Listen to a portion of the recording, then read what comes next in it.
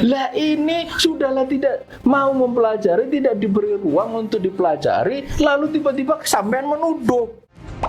Assalamualaikum puan dan tuan. Anda berjumpa kembali dengan saya Profesor Suteki di channel yang radikal, ramah, terdidik, dan berakal. Puan dan tuan dijamin tidak akan merugi mengikuti channel ini, maka jangan lupa untuk subscribe, like, comment, and share. Jadi kalau zaman stigmatisasi gitu ya? Setelah labeling kemudian stigmatisasi gitu. Di masa Orde Baru katakan anti revolusi misalnya. Di masa Orde Lama baru pakai Pancasila juga kan, anti Pancasila, subversif, mengganggu stabilitas nasional pada waktu itu kan, itu kata-kata itu yang muncul. Nah sekarang menggunakan istilah radikal gitu. Nah radikal ini sudah dibikinkan suasana yang menimbulkan pemaknaan negatif, pejoratif sifatnya. Iya, pejoratif. Misalnya ada terorisme, ada peledakan bom. Oh ini terorisnya ini.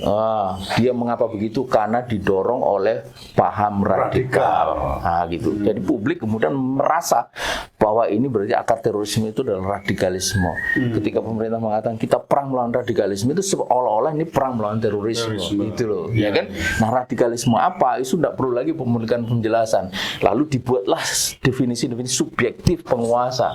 Yang radikal itu apa? Radikal itu, nah, ini yang kemudian kita melihat ada keselarasan dengan program-program dari Barat yang disusun oleh Rand Corporation itu, bahwa setelah war on terrorism, sekarang war on radikalisme. War on terrorism itu sampai ini hari kan tidak jelas. Betul. Apa sih maksud dengan terorisme? Kalau terorisme itu diartikan sebagai tindakan dari orang atau kelompok bahkan negara yang dalam meraih tujuannya menggunakan kekerasan, maka mestinya semua orang, kelompok bahkan negara yang menggunakan kekerasan itu harus dianggap teroris. Termasuk teroris. Tapi kan kenyataannya tidak. Dan itu ternyata lebih banyak ditujukan kepada kelompok Islam. Kalau kita membaca list FTO, Foreign Terrorist Organization, yang dikeluarkan oleh Kementerian Luar Negeri Amerika, bisa dibuka di websitenya, dan itu kemudian diadop oleh Dewan Keamanan PBB, 95-97% itu Muslim, kelompok Islam dan tokoh Islam. Nomor satu siapa? Syekh Ahmad Yasin, Hamas. Apa yang mereka lakukan di jalur Gaza, di Palestina? Berjuang merebut hak mereka, wilayah Palestina dari penjajah Israel. Bagaimana bisa orang yang berjuang merebut haknya dikatakan sebagai teroris, sementara yang menjajah tidak disebut apa-apa? Jadi jelas sekali bahwa war on terrorism ini war on Islam gitu. Kalau dengan begitu caranya. Itu kayaknya di Indonesia diperkecil lagi jaringnya, kan? Jadi war on terrorism turun ke war on radikalism, turun lagi jaringnya lebih kecil, namanya war on extremism. Nah itu dia. Nah itu kayaknya. Nah kemudian mengecil. Kemudian dalam perkembangannya itu tampaknya war on terrorism itu tidak bisa mengegrab atau bisa menjaring semua kelompok. Jadi hanya mereka-mereka yang dianggap committed violence saja yang kena gitu. Sementara ada banyak yang tidak gitu. Ya sebetulnya diantaranya Hizbut Tahrir kan memang tidak pernah melakukan kekerasan. Karena dakwah kita itu merubah pikiran. Kalau merubah pikiran kan tidak mungkin dengan kekerasan. Ada orang yang pikirannya aneh-aneh kan tidak mungkin diketok itu langsung berubah pikirannya kan tidak. Pikiran dengan pikiran gitu loh. Jadi disitulah kita itu la unfiyah gitu. Fikriyah, sia-sia, la unfiyah itu prinsipnya gitu. Nah yang begini tidak bisa dijaring dengan apa yang dikatakan oleh mereka war on terorisme. Maka kemudian dikembangkanlah war on radikalisme. Radikalisme itu apa? Yang anti pikiran-pikiran Barat, ideologi, katakanlah gagasan-gagasan dari Barat yang menginginkan Islam, syariah, apalagi khilafah. Nah itu yang kemudian terjadi. Akibatnya kemudian kita melihat bahwa sekarang ini setelah war on terrorism, war on radikalisme, kedua-duanya, apalagi ditambah war on extremism tadi itu, ketiga-tiganya itu sesungguhnya adalah war on Islam. Nah, gitu. Berikutnya, Ustadz kan seringkali juga menawarkan sistem pemerintahan Islam.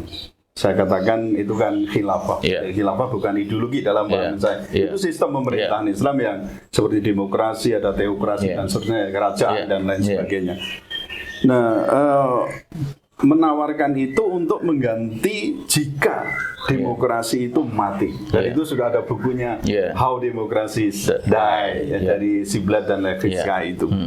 Nah, apakah sebenarnya apa kelebihan sistem kekhalifahan ini terkait dengan jaminan kebebasan umat atau rakyat untuk berserikat dan berkumpul serta menyatakan pendapat. Nah, apakah ada dalam hal ini, apakah juga kita kenal yang sekarang di negara demokrasi kita kenal dengan HAM, adakah itu?